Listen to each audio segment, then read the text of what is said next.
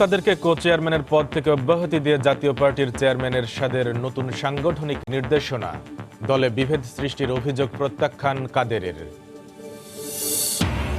কারিগরি জটিলতা কাটিয়ে বসানো হলো স্বপ্নের পদ্মা সেতুর নবম স্প্যান। এখন দৃশ্যমান ১৩৫০ মিটার সেতু। আগামী মাস থেকে কাজে আরও গতি আসার প্রত্যাশা। এমপিও ভুক্তির দাবিতে জাতীয় প্রেস ক্লাবের সামনে বেসরকারি শিক্ষক কর্মচারীদের টানা অবস্থান। দাবি আদায় না হওয়া পর্যন্ত চালিয়ে যাওয়ার ঘোষণা।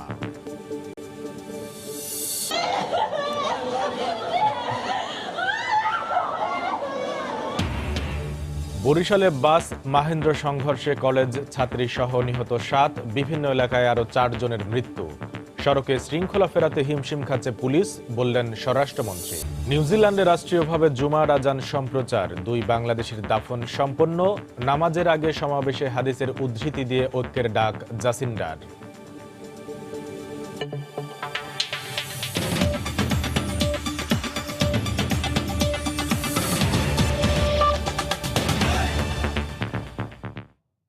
দেখছিলেন শিরোনাম। বাংলার সময়ের সঙ্গে আছি আমি কামরুল হাসান সবুজ। জাতীয় পার্টির কো চেয়ারম্যানের পদ থেকে জিএম কাদেরকে অব্যাহতি দেওয়া হয়েছে। গতরাতে দলের চেয়ারম্যান হুসাইন মোহাম্মদ এরশাদ স্বাক্ষরিত চিঠিতে তথ্য জানানো হয়। এতে দায়িত্ব পালনে ব্যর্থতা এবং দলের মধ্যে বিভেদ সৃষ্টির অভিযোগ আনা হয় জিএম কাদেরের বিরুদ্ধে। তার কর্মকাণ্ডে দলের অন্য নেতারাও বিব্রত বলে জানানো হয়। তবে জাতীয় পার্টির প্রেসিডিয়াম সদস্য হিসেবে তার পদ বহাল থাকবে। বিরোধী দলীয় উপনেতা হিসেবে থাকার ব্যাপারে দলের সংসদীয় কমিটি সিদ্ধান্ত নেবে বলেও জানান এরশাদ। এদিকে তার বিরুদ্ধে আনা সব অভিযোগ অস্বীকার করেছেন জিএম কাদের।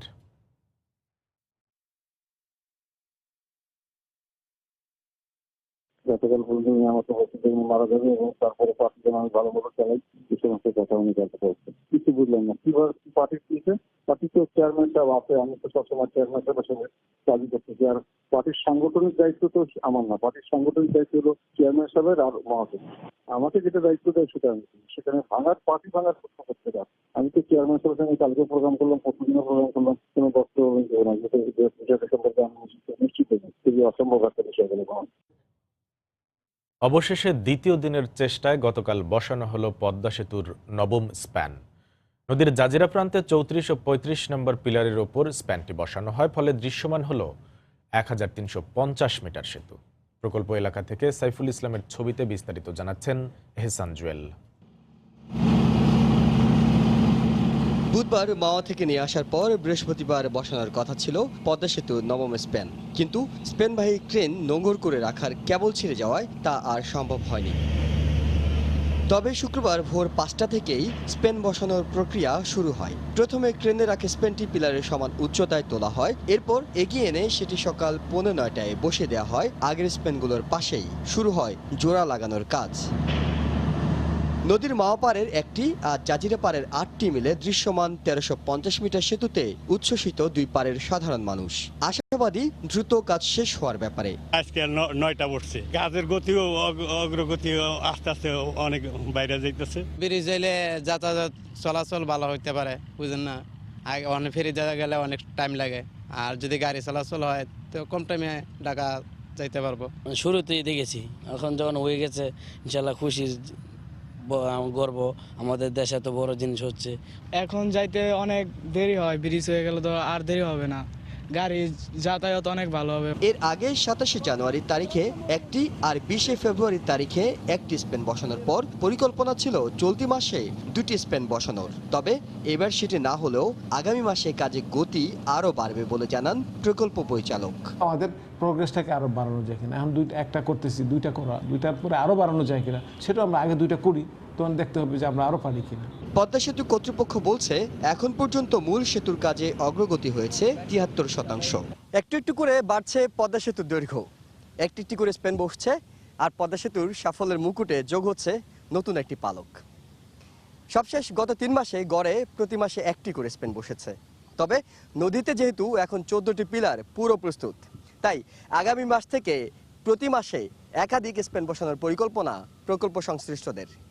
এহসান জুয়েল, সময় সংবাদ, জাজিরা, শরীয়তপুর।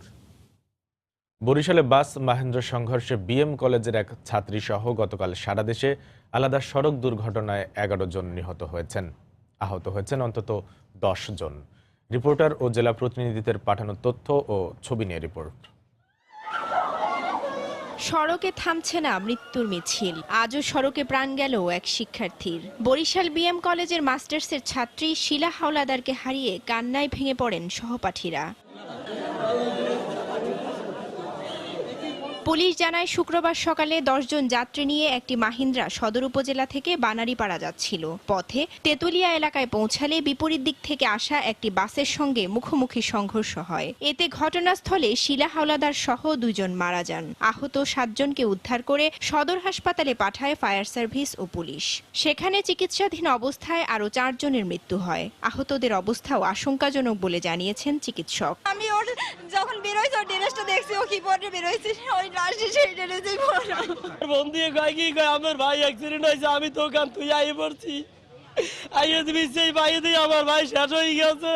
আর তো বাবারে গিয়ে আমি দেখলাম না ওরে। দুর্জয় পরিবহন বানারীপাড়া থেকে আপনার বরিশাল আসার পথে এবং মাহেন্দ্র এদিকে আসতেছিল, দুর্জয় পরিবহন যাচ্ছিল, মুখোমুখি সংঘর্ষ হয় এবং ওই সংঘর্ষে আপনার জায়গায় খুব খারাপ একটা অবস্থা, আহত অবস্থা, আমরা মানে মুমূর্ষু অবস্থা আমরা মেডিকেলে পাঠাই। স্থানীয় জনগণ থেকে আমি এই বিষয়টা আলাপ করছি, তাতে বলা যায় যে বাসটারই দোষ ছিল, বাসের দোষের কারণেই মাহেন্দ্রের সাথে বাড়ি গেছে, আসলে কোনো টায়ার বাসটায় নেই।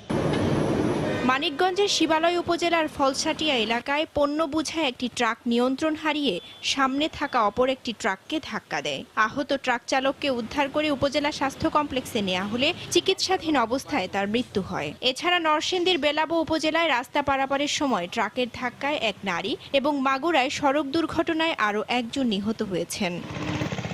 রওজায়ে জাবিদা ঐশী, সময় সংবাদ। এদিকে স্বরাষ্ট্রমন্ত্রী আসাদুজ্জামান খান কামাল বলেছেন, সড়কে শৃঙ্খলা ফেরাতে হিমশিম খাচ্ছে পুলিশ। তবে সামগ্রিক ব্যবস্থার উন্নতির জন্য ইতিমধ্যে বেশ কিছু ব্যবস্থা নেওয়া হয়েছে। গতকাল দুপুরে রাজধানীর মগবাজারে একটি মসজিদ ভবনের ভিত্তিপ্রস্তর স্থাপন শেষে সাংবাদিকদের প্রশ্নের জবাবে কথা বলেন তিনি। প্রতিদিন 160টির মতন নতুন গাড়ি ঢুকছে, রাস্তাঘাট নেই, তারপরে খানাখন্দ সব জায়গায় মানে উন্নয়নের কাজ চলছে, এলিভেটেড এক্সপ্রেস কিংবা ওইটাকে কি বলে মেট্রো রেল। সেই জন্য আমাদের পুলিশ হিমশিম খাচ্ছে। আমাদের দেশের জনগণ কোনোদিনই এই জঙ্গি সন্ত্রাসীদের প্রশ্রয় দেয় না এবং সমর্থন করে না, যেটাই হলো আমাদের বড় শক্তি। আর আমাদের পুলিশের দক্ষতা সক্ষমতা, আমাদের জননিরাপত্তা বাহিনীর দক্ষতা সক্ষমতা অনেক বেশি, তারা যে কোনো চ্যালেঞ্জ মোকাবেলা করতে পারে। প্রধানমন্ত্রী শেখ হাসিনার সঙ্গে দেখা করেছেন বাস চাপায় নিহত বিশ্ববিদ্যালয় শিক্ষার্থী আবরারের পরিবারের সদস্যরা। এ সময় ঢাকা উত্তর সিটি কর্পোরেশনের মেয়র আতিকুল ইসলামও উপস্থিত ছিলেন। গতকাল সন্ধ্যায় গণভবনে সাক্ষাৎ অনুষ্ঠিত হয়। নিহতের পরিবারের সদস্যদের সমবেদনা জানান প্রধানমন্ত্রী। গত 19 মার্চ রাজধানীর প্রগতি সরণিতে সুপ্রভাত পরিবহনের বাসের চাপায় নিহত হন বাংলাদেশ ইউনিভার্সিটি অব প্রফেশনালসের ছাত্র আবরার। এমপিওভুক্তির দাবিতে জাতীয় প্রেস ক্লাবের সামনে বিক্ষোভের পর টানা 5ম দিনের মতো এখনও অবস্থান করছেন বিভিন্ন জেলা থেকে আসা শিক্ষক কর্মচারীরা। খোলা আকাশের নিচে থাকায় শিক্ষকদের অনেকেই অসুস্থ হয়ে পড়েছেন। 4 দিন পার হলেও সরকারের দায়িত্বশীল কোনো পক্ষ এখনও দাবি মেনে নেয়ার আশ্বাস দেয়নি বলে জানান আন্দোলনকারীরা। দাবি না মানা পর্যন্ত আন্দোলন চালিয়ে যাওয়ারও হুঁশিয়ারি দিয়েছেন তারা।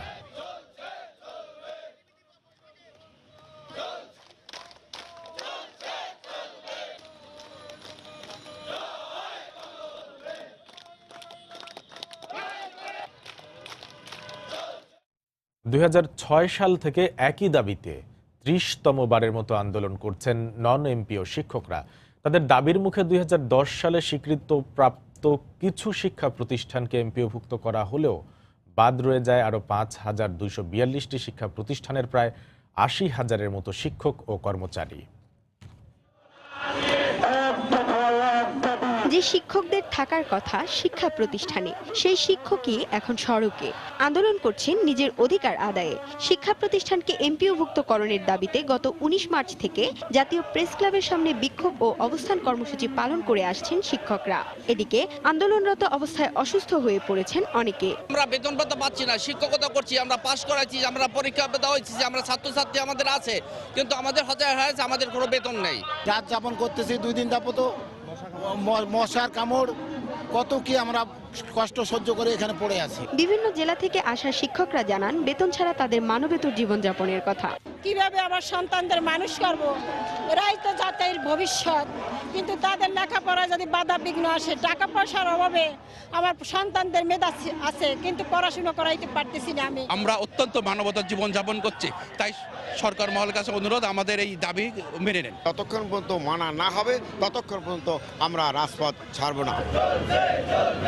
এর আগেও একই দাবিতে গত বছরের জুলাইয়ে অনশন করেন নন এমপিও শিক্ষকরা। পরে সরকারের আশ্বাসে ঘরে ফিরে গেলেও দাবি বাস্তবায়ন না হওয়ায় চলতি বছরের জানুয়ারি থেকে আবারও আন্দোলন শুরু করেন বিভিন্ন জেলার নন এমপিও শিক্ষকরা।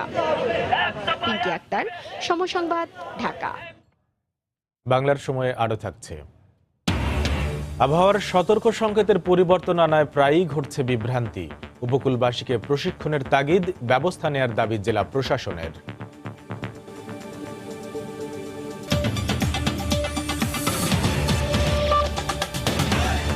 দাম বাড়ানো, উপজেলা ও ডাকসু নির্বাচনে অনিয়মের প্রতিবাদে আগামী 30 মার্চ জাতীয় প্রেস ক্লাবের সামনে মানববন্ধন করবে জাতীয় ঐক্যফ্রন্ট।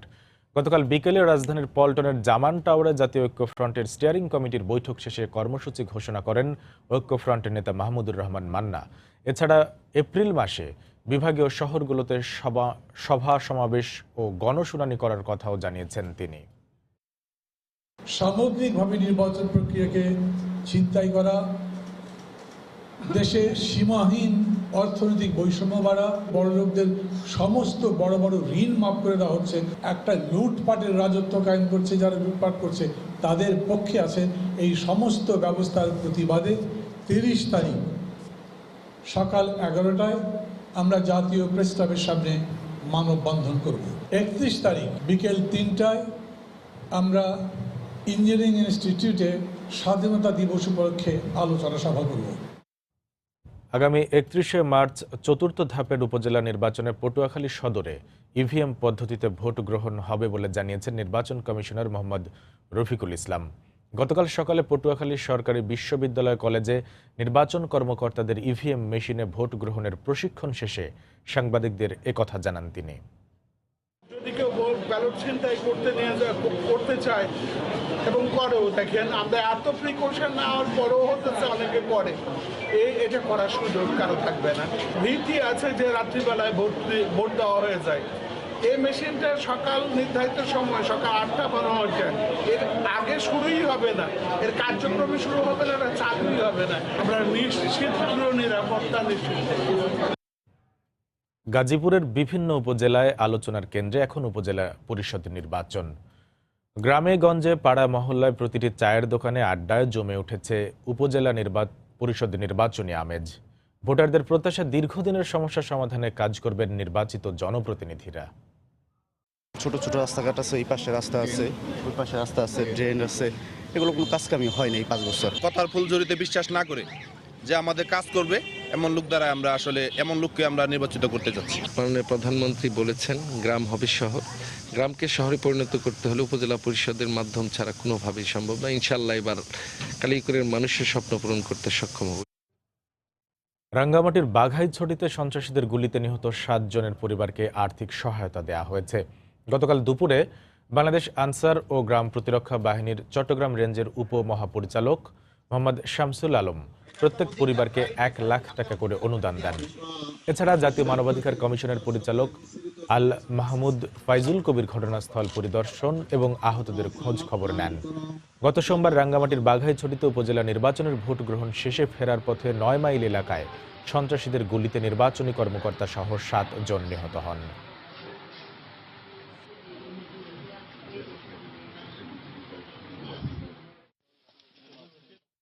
বাংলার সময়ে আরও থাকছে।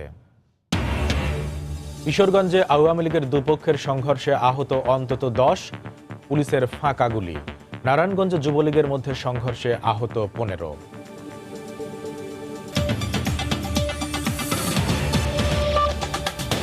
দেশের ধানের জাত সুরক্ষায় রাষ্ট্রীয় প্রহরী বাংলাদেশ ধান গবেষণা কেন্দ্র। বর্তমানে প্রতিষ্ঠানটির জিন ব্যাংকে হারিয়ে যেতে বসা টেপা বোরো, বালামশাইল ও সাদামোটা সহ বিচিত্র নামের দেশি বিদেশি 8,500 ধানের জাত সংরক্ষিত রয়েছে। এখান থেকে উদ্ভাবিত হয়েছে ব্রি 28, ব্রি 29 সহ 94টি উচ্চ ফলনশীল জাত। গবেষণা চলছে খরা, বন্যা ও লবণাক্ত সহিষ্ণু জাত উদ্ভাবনের। জিন ব্যাংকের সংরক্ষিত ধানের জাতগুলো দেখতে কেমন এ নিয়ে সাধারণ মানুষের রয়েছে কৌতূহল। সুরক্ষিত এই জিন ব্যাংক ঘুরে এসে বিস্তারিত জানাচ্ছেন শুভ খান। রাধুনি পাগল, বউ সোহাগী, জামাই নাড়ু, বউ পাগলা, বিচিত্র এই নামগুলো যে কাউকে গোলক ধাঁধায় ফেলে দেবে।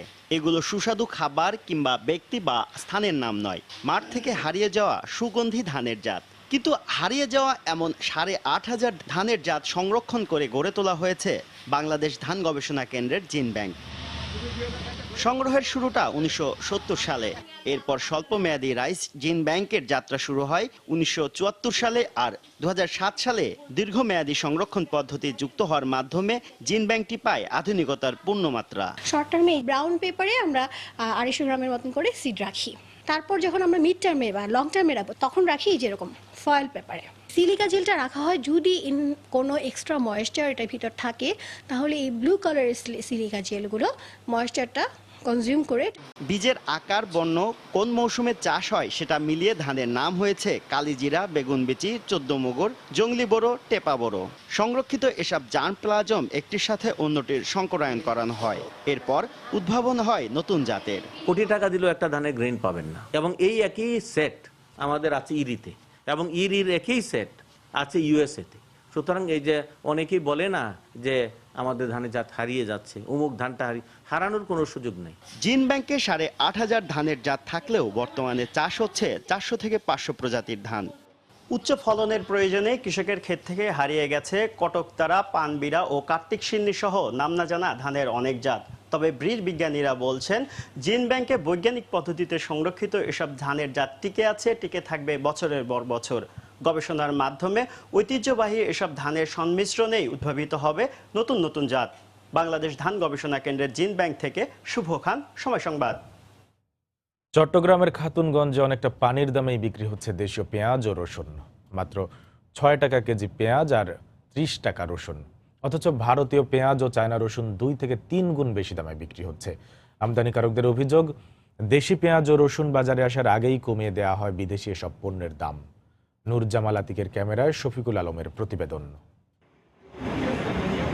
পেঁয়াজ দেশের চাহিদা 60% পূরণ হয় দেশীয় পেঁয়াজে। চট্টগ্রামের খাতুনগঞ্জের পাইকারি বাজারে মাত্র 6 টাকায় কেজি বিক্রি হচ্ছে পেঁয়াজ, অথচ ভারতীয় পেঁয়াজ বিক্রি হচ্ছে মানভেদে 15 থেকে 18 টাকায়। একইভাবে দেশীয় রসুনের 70% চাহিদা পূরণ হলেও কেজি বিক্রি হচ্ছে 28 থেকে 30 টাকায়, আর বিদেশি রসুন 3 গুণ বেশি দামে বিক্রি হচ্ছে 80 থেকে 85 টাকায়। চাইনা রসুন 80, বিদেশি, আর দেশি রসুন 28, 27, 30, 32, মাল কোয়ালিটির হিসেবে দাম আর কি। দেশিটার চাহিদা বাড়ানোর জন্য যদি দেশিটার মেহেরপুরের সিজন শুরু হয়, তখন যদি এলসিটা একটু বন্ধ করে দেয়, তখন হয়তো আমাদের দেশের কৃষকরা টাকা পাইতে পারে। আমার দেশি রসুন মানে অ্যাভেলেবেল রসুন আছে, এখন দাম কম খাচ্ছে কম, বেচা কিনা কম, এই জন্য কম খায়। আমদানিকারকরা বলছেন, চাষিরা দেশীয় পেঁয়াজ ও রসুন বাজারে আসার আগেই ভারত ও চীন এসব পণ্যের উপর রপ্তানি ট্যাক্স কমিয়ে দেয়। এতে কমে যায় দেশীয় পেঁয়াজ ও রসুনের দাম। এছাড়া চোরাপথেও আসে এসব পণ্য, এতে ক্ষতিগ্রস্ত হয় চাষিরা। দাম কমার জন্য সংরক্ষণের অভাবকেও দায়ী করছেন ব্যবসায়ীরা। ব্যবসায়ীরা মরে যাচ্ছে, অন্যদিকে যে চাষি উৎপাদন করছে পেঁয়াজ, চাষিদেরও আপনার পেঁয়াজ উৎপাদন খরচ উঠছে না। 1 কেজি পেঁয়াজ উৎপাদন করতে 15-16 টাকা খরচ, বিক্রি করছে 4 টাকা 5 টাকা। এতে করে আমাদের দেশীয় কৃষকরা পেঁয়াজ উৎপাদনে দিন দিন উৎসাহ হারিয়ে ফেলছে। এলসি করলে আমার মালটা ব্যাংকে মারফতে ব্যাংকে টাকা দিতে, সরকারের ট্যাক্স লাগে না, অন্য খালি ফোর্ডের লেবারের পয়সা দিয়ে মালটা পাস করে লেয়া পড়ে। বাণিজ্য মন্ত্রণালয়ের তথ্য মতে দেশে বছরে দেশীয় পেঁয়াজের চাহিদা 13 লাখ আর রসুনের 3 লাখ মেট্রিক টন। শফিকুল আলম, সময় সংবাদ, চট্টগ্রাম। আবহাওয়ার সতর্ক সংকেত সম্পর্কে ভ্রান্ত ধারণা উপকূলে দুর্যোগের সময় ক্ষতির পরিমাণ বাড়িয়ে তোলে। আবার নদী ও সমুদ্র বন্দর কেন্দ্রিক দ্বিমুখী সংকেত দেওয়াতেও বিভ্রান্তি বাড়ে উপকূলবাসীর। আর পতাকা উড়িয়ে সংকেত প্রদর্শনে পরিবর্তন আনায় নতুন করে সব মহলে প্রশিক্ষণের তাগিদ দিচ্ছেন সংশ্লিষ্টরা। অবশ্য প্রশাসন বলছে, সরকারি ও বেসরকারি নানামুখী কার্যক্রম চলছে সচেতনতা বাড়াতে। বিস্তারিত জানাচ্ছেন এম এ আজিম, ক্যামেরায় ছিলেন রিপন মালি। দেশের দুর্যোগ ঝুঁকিপূর্ণ জেলা তালিকায় অন্যতম বরগুনা। শহর কিংবা গ্রাম, এখানকার শতকরা ৯৯% মানুষেরই ধারণা নেই আবহাওয়ার সতর্ক সংকেত প্রদর্শনে কখন কতটি পতাকা উত্তোলন করা হয়। ৩ নম্বর সিঙ্গেল হইলে ৩টা নিশান টানায়, 10 নম্বরে 10টা টানাইবে, ওই 1 নম্বর কমছে 9টা থাকবে। কয়টা পতাকায় কয় নম্বর সংকেত বলতে পারিনি। এদিকে পতাকা প্রদর্শন করে উপকূলবাসীকে সতর্ক করতে আবহাওয়ার সতর্ক সংকেতে এবছর আনা হয়েছে পরিবর্তন। আগে যেখানে একটি পতাকা উড়িয়ে 1 নম্বর সংকেত বোঝানো হতো, এখন সেখানে একটি পতাকা উড়িয়ে 4 নম্বর সংকেত বোঝানো হয়। আবার 3 নম্বর সংকেতেই আগে 2টি পতাকা উঠত, আর এখন 5 থেকে 7 নম্বর সংকেতে উঠবে 2টি পতাকা। আর 7 নম্বর সংকেতে নয়, এখন 3টি পতাকা উঠবে 8 থেকে 10 নম্বর সংকেতে। নদী বন্দরে যদি 4 নম্বর মহাবিপদ সংকেত দেয়, ঠিক তখন সমুদ্র বন্দরের জন্য 8 নম্বর বা 10 নম্বর মহাবিপদ সংকেত, তখন জনগণ বিভ্রান্ত হয়। তো এক্ষেত্রে সিপিবির ভলান্টিয়ার সহ জনগণের মধ্যে আরো ব্যাপক প্রশিক্ষণ দরকার। অবশ্য আবহাওয়ার সতর্ক সংকেত বোঝানোর চেয়েও দুর্গম এলাকাগুলোতে পৌঁছানো জরুরি বলে মনে করছে জেলা প্রশাসন। সচেতনতা এবং ইনফরমেটিভ, যেটা তথ্য জানানোর কার্যক্রম সরকারের পক্ষ থেকে যেমন আছে, এই ডিজাস্টার ম্যানেজমেন্ট নিয়ে যে এনজিওগুলো কাজ করে তারাও কাজ করছে। দেশে বর্তমানে 35টি আবহাওয়া স্টেশন থাকলেও দুর্যোগ ঝুঁকিপূর্ণ জেলা বরগুনায় কোনো আবহাওয়া স্টেশন নেই। সময়মতো আবহাওয়ার সঠিক পূর্বাভাসই পারে দুর্যোগের সময় উপকূলবাসীর জনজীবন ও সম্পদের সুরক্ষা করতে। আর সেজন্য দরকার দুর্যোগ ঝুঁকিপূর্ণ এ জেলায় একটি আবহাওয়া স্টেশন স্থাপন ও দুর্গম এলাকাগুলোর মানুষকে আবহাওয়ার সতর্ক বার্তা সম্পর্কে সচেতন করে তোলা। এম এ আজিম, সময় সংবাদ, বরগুনা। দেখছেন বাংলার সময়। আরএফএল এর রেইনবো পেইন্টস, জাদুই জানে। রেইনবো পেইন্টস, ছড়াও জীবনের রং। সারা দেশের রেল লাইন ডুয়েল গেজে রূপান্তর করা হবে বলে জানিয়েছেন রেলমন্ত্রী অ্যাডভোকেট নুরুল ইসলাম সুজন। গতকাল বিকেলে কুড়িগ্রামের রেলওয়ে স্টেশন পরিদর্শনকালে কথা জানান তিনি। এছাড়া রেল যোগাযোগ ব্যবস্থার উন্নয়নে এবছরের মধ্যেই 550টি কোচ এবং 100টি রেল ইঞ্জিন বিদেশ থেকে আনা হবে বলেও জানান মন্ত্রী। ধীরে ধীরে আমরা সমস্তগুলো ব্রড গেজে আমরা রূপান্তর করব। কাজের যে সমস্ত জায়গায় আমাদের মিটার গেজ লাইনগুলো আছে সেগুলোকে আমরা ডুয়েল গেজ করতেছি, অর্থাৎ মিটার গেজও থাকবে, এর সঙ্গে সঙ্গে ব্রড গেজও থাকবে, যাতে 2 ধরনের ট্রেনে আমরা চালাতে পারি। এবছরের মধ্যে প্রায় 550 কোচ, আমাদের এই যাত্রীবাহী কোচ আমরা নিয়ে আসতেছি। 100-র মতো আমাদের নূতন আমাদের এই ট্রেন ইঞ্জিন, এই ইঞ্জিন আমরা নিয়ে আসবো। পাহাড়ি সশস্ত্র সংগঠনগুলো মিয়ানমারের বিদ্রোহীদের কাছ থেকে AK-47, AK-22-র মতো অত্যাধুনিক অস্ত্র কিনছে বলে তথ্য পেয়েছে আইনশৃঙ্খলা রক্ষা বাহিনী। ভারত, বাংলাদেশ, মিয়ানমারের সীমান্তবর্তী দুর্গম পাহাড়ি এলাকায় চীনের তৈরি অস্ত্র কেনাবেচা করছে তারা। ভারতের মিজোরামের সাইহা এলাকার বাসিন্দা পলিয়ন এসব অস্ত্রের মূল হোতা বলে জানায় র্যাব। এই অবস্থায় সন্ত্রাসীদের প্রতিরোধে যৌথ বাহিনীর অভিযান জোরদারের তাগিদ নিরাপত্তা বিশ্লেষকদের। বিস্তারিত জানাচ্ছেন কমল দে। আইনশৃঙ্খলা বাহিনীর তথ্য মতে সোমবার রাঙ্গামাটি বাগাইছড়ি কিলিং মিশনে অংশ নেওয়া 15 থেকে 20 সদস্যের দলটির প্রত্যেক সদস্য ব্যবহার করে অত্যাধুনিক এবং ভারী অস্ত্র। এর মধ্যে ঘটনাস্থল থেকে যেসব গুলির খোসা উদ্ধার করা হয়েছে তার অধিকাংশই SMG এবং AK-47-এর গুলি বলে ধারণা করা হচ্ছে। বাগাইছড়ি ঘটনার আগে গত বছরের 23 মে একইভাবে ভারী অস্ত্র দিয়ে ব্রাশ ফায়ার করে 5 জনকে হত্যা করা হয়। পাহাড়ে 4টা গ্রুপ কাজ করতেছে, 4টা গ্রুপই যে কোনোভাবে হোক তারা সশস্ত্র গ্রুপে পরিণত হয়ে গেছে। ইন্টার গ্রুপ বাদ দিয়ে আবার ইন্ট্রা গ্রুপও কাজ হচ্ছে। এই কারণেই এই খুনাখুনিগুলো কিছুদিন যাবৎ হচ্ছে। বাংলাদেশ, ভারত এবং মিয়ানমারের সীমান্তবর্তী ডেভিল ট্রান্স হিসেবে পরিচিত গহীন পাহাড়ি এলাকায় চলে অস্ত্রের বেচাকেনা। মিয়ানমারের বিদ্রোহী গ্রুপগুলি থেকে কেনা অস্ত্রই পাহাড়ি সন্ত্রাসী গ্রুপগুলো ব্যবহার করছে। ভারতের মিজোরামের সাইহা এলাকার বাসিন্দা পলিনিউই এসব অস্ত্রের মূল হোতা বলে দাবি র্যাবের। বাংলাদেশ, ভারত, মায়ানমারের যে বর্ডার, ওই এলাকা থেকে তারা অন্যান্য দেশের বিদ্রোহী সন্ত্রাসী গোষ্ঠীর কাছ থেকে AK-47, চাইনিজ SMG, M16 অথবা M4 এই ধরনের স্বয়ংক্রিয় অস্ত্র এবং দেশি কিছু কিছু অস্ত্র এনে আমাদের পাহাড়ের যে সন্ত্রাসী গ্রুপ এবং সমতল ভূমিতে কিছু সন্ত্রাসী গ্রুপ এদের উভয়ের কাছে এগুলো বিক্রি করেছে। পার্বত্য শান্তি চুক্তির অংশ হিসেবে বেশ কিছু সেনা ক্যাম্প প্রত্যাহার করে নেওয়া হয়েছে। আর এই সুযোগকে কাজে লাগিয়ে অস্ত্রধারী এবং চাঁদাবাজদের বিস্তার ঘটছে বলে মনে করছেন এই নিরাপত্তা বিশ্লেষক। ওরা এখন ফ্রি হ্যান্ড তারা চলাফেরা করছে, সেখানে মানুষের উপর অত্যাচার বেড়ে গেছে, চাঁদাবাজি বেড়ে গেছে, অস্ত্র উদ্ধার অভিযান সেটা specific on the basis of the intelligence activities, ওটা ইন্টেলিজেন্স গোয়েন্দা তথ্যের ভিত্তির উপরে এখানে অপারেশন চালানো প্রয়োজন করা দরকার। যৌথ বাহিনী 3 পার্বত্য জেলায় বিশেষ অভিযান চালিয়ে 2017 সালে 120টি, 2018 সালে 130টি এবং চলতি বছরের প্রথম 2 মাসে 20টি অত্যাধুনিক অস্ত্র উদ্ধার করেছে। কমল দে, সময় সংবাদ, চট্টগ্রাম। পিস্তল ও গুলি নিয়ে বিমানবন্দরে প্রবেশ করা শাহজালাল বিমানবন্দরের অভ্যন্তরীণ টার্মিনাল থেকে SM মুজিবুর রহমান নামে এক যাত্রীকে আটক করে থানায় সোপর্দ করা হয়েছে। গতকাল সন্ধ্যা 7টায় টার্মিনাল থেকে যশোর যাওয়ার জন্য নভোএয়ারের ফ্লাইটে ওঠার কথা ছিল ওই যাত্রীর। তার আগেই বিমানবন্দরের স্ক্যান মেশিনে পিস্তল ও গুলি সহ ধরা পড়ে সে। তার কাছে একটি পিস্তল ও 35 রাউন্ড গুলি পাওয়ার কথা নিশ্চিত করেছে বিমানবন্দর কর্তৃপক্ষ। আটক ব্যক্তি সাতক্ষীরা জেলা আওয়ামী লীগের কৃষি বিষয়ক সম্পাদক।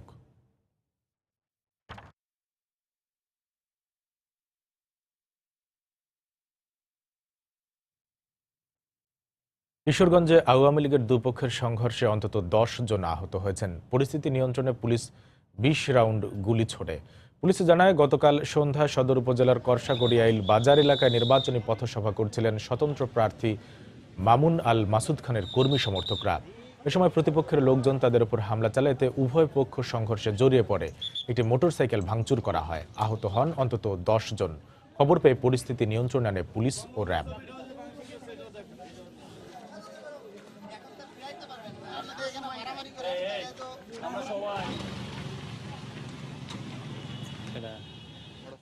নারায়ণগঞ্জে আধিপত্য বিস্তারকে কেন্দ্র করে যুবলীগের দুপক্ষের সংঘর্ষে অন্তত 15 জন আহত হয়েছেন। পুলিশ জানায়, সদর উপজেলার রামুরবাগ শাহী মসজিদ এলাকায় আধিপত্য বিস্তারকে কেন্দ্র করে যুবলীগ নেতা মোস্তফার সঙ্গে গিয়াসউদ্দিনের বিরোধ চলছিল। এরই জের ধরে গতরাতে দুপক্ষের সমর্থকদের মধ্যে সংঘর্ষ হয়।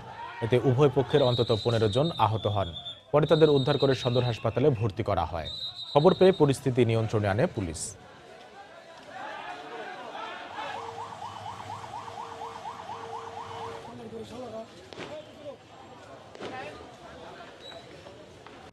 নড়াইলে মোটরসাইকেল নিয়ন্ত্রণ হারিয়ে এক আরোহী নিহত হয়েছেন, আহত হয়েছেন আরও 2 জন। পুলিশ জানায়, শুক্রবার রাতে সদর উপজেলার মুলিয়া এলাকায় বিপরীত দিক থেকে আসা একটি মোটরসাইকেলকে সাইড দিতে গিয়ে নিয়ন্ত্রণ হারায় দ্রুতগতির অপর একটি মোটরসাইকেল। এতে ঘটনাস্থলে মুক্তার নামে এক আরোহী নিহত হন।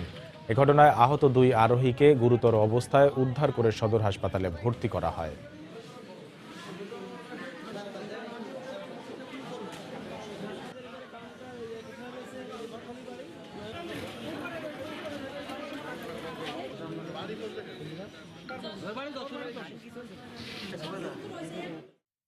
দিনাজপুরে জামায়াতের 16 নেতাকর্মীকে আটক করেছে পুলিশ।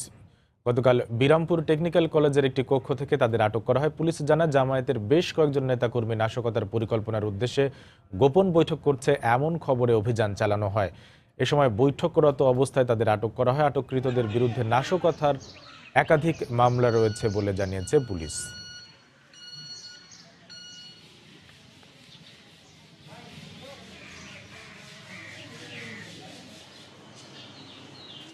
দেশি বিদেশি পর্যটকে মুখর সৈকতের শহর কক্সবাজার। প্রাকৃতিক সৌন্দর্য ও সমুদ্রের ঢেউয়ে নগর জীবনের যান্ত্রিকতা থেকে মুক্তির পথ খুঁজছেন পর্যটকরা। গতকাল সাপ্তাহিক ছুটির দিনে বাড়তি হোটেল ভাড়া সহ নানা হয়রানির অভিযোগ তাদের। তবে পর্যটকদের হয়রানি রোধ ও পর্যটন স্পটগুলোতে নিরাপত্তা জোরদার করা হয়েছে বলে দাবি ট্যুরিস্ট পুলিশের। মোহাম্মদ ফরাজের ক্যামেরায় আরও জানাচ্ছেন সুজাউদ্দিন রুবেল। বিশ্বের দীর্ঘতম সমুদ্র সৈকতের কারণে কক্সবাজার পর্যটকদের কাছে অন্যতম আকর্ষণীয় স্থান। তাই বছর জুড়ে পর্যটকের আনাগোনা থাকে সৈকতের এই শহরে। এখন প্রচণ্ড রোদ, তারপরও পর্যটকের কমতি নেই কক্সবাজার সৈকতে। সাপ্তাহিক ছুটিতে সৈকতের সবকটি পয়েন্টেই পর্যটকের উপচে পড়া ভিড়। আনন্দ আর উচ্ছ্বাসে মাতোয়ারা পুরো সাগর তীর। খুব ভালো লাগছে এই সময়টা, না শীত না গরম। মনের প্রশান্তির জন্য আসলে এখানে আসা। এখানে আসে আমরা অনেক উপভোগ করছি। সপ্তাহের অন্য দিনগুলোতে পর্যটকের উপস্থিতি কম থাকলেও শুক্র ও শনিবার পর্যটকের সংখ্যা বেড়ে যায় অনেক বেশি। এই সুযোগে বাড়তি হোটেল ভাড়া আদায় সহ নানা হয়রানির শিকার হচ্ছেন কক্সবাজারে বেড়াতে আসা পর্যটকরা। অটো ভাড়া, তারপরে জি বাইকগুলো, এগুলা যদি রেটটা বেশিটা না নেয় তাহলে আমাদের জন্য মানে ভালো। অসংখ্য টায়ার নামতেছে, এভাবে যদি টায়ার নামতে থাকে একজনে হয়তো মজা করবো, 10 জনে সমস্যা হবে। তবে হয়রানি বন্ধ সহ পর্যটন স্পটগুলোতে নিরাপত্তা জোরদার করা হয়েছে বলে দাবি ট্যুরিস্ট পুলিশের। যে সমস্ত এলাকায় পর্যটক সমাগম বেশি হয় ওখানে সর্বদা ইউনিফর্মধারীর সাথে সিভিল লোকজন থাকে, যেন পর্যটকরা হয়রানির শিকার না হয়। কক্সবাজারে 4 শতাধিক হোটেল মোটেল ও রিসোর্ট রয়েছে, যেখানে সাপ্তাহিক ছুটিতে পর্যটকে ভরপুর থাকে এসব হোটেল মোটেল ও রিসোর্ট। সুজাউদ্দিন রুবেল, সময় সংবাদ, কক্সবাজার। বাংলার সময়ের শীর্ষ সংবাদ জানিয়ে দিচ্ছি আরেকবার। জিএম কাদেরকে কো চেয়ারম্যানের পদ থেকে অব্যাহতি দিয়ে জাতীয় পার্টির চেয়ারম্যান এরশাদের নতুন সাংগঠনিক নির্দেশনা। দলে বিভেদ সৃষ্টির অভিযোগ প্রত্যাখ্যান কাদেরের। কারিগরি জটিলতা কাটিয়ে বসানো হলো স্বপ্নের পদ্মা সেতুর নবম স্প্যান। এখন দৃশ্যমান 1350 মিটার সেতু। আগামী মাস থেকে কাজে আরও গতি আসার প্রত্যাশা। এমপিও ভুক্তির দাবিতে জাতীয় প্রেস ক্লাবের সামনে বেসরকারি শিক্ষক কর্মচারীদের টানা অবস্থান। দাবি আদায় না হওয়া পর্যন্ত চালিয়ে যাওয়ার ঘোষণা।